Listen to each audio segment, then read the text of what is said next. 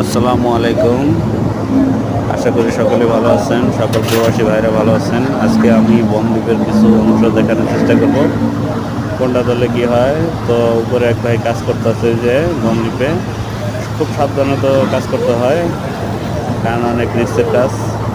আইবিএমের কাজ করতেছি।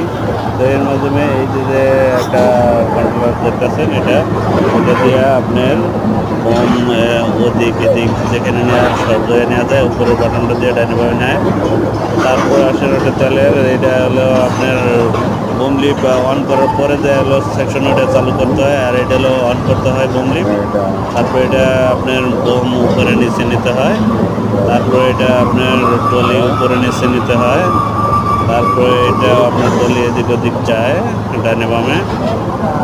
তারপরে উপরের যে বাকেটটা আছে বাকেটটা আপনার যেদিকে ঘুরাবেন, ডাইনে বামে যেমনি ঘুরাবেন সামনে ঘুরবে, সমস্যা নাই। আর এটা হলো আপনার স্পিড স্পিড বাড়ানো কমানো।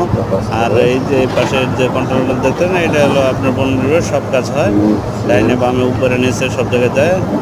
এইটা আপনার চাক্কা বের হয়। তারপরে এটা হলো আপনার উপরে দিলে স্পিড বাড়বে, নিচে দিলে স্পিড বাড়বে, মাঝখানে দিলে গেলে লেভেল আর কি কচ্ছপের মতো হাঁটবে। আর এটা হলো চাক্কা সমান রাখে। তারপরে আসে এটা হলো হরেন, এটাতে হরেন বাজানো হয়। আশা করি অল্পতে একটু বোঝাতে পারছি, যদিও আমি ততটা স্মার্ট না বোঝানোর জন্য।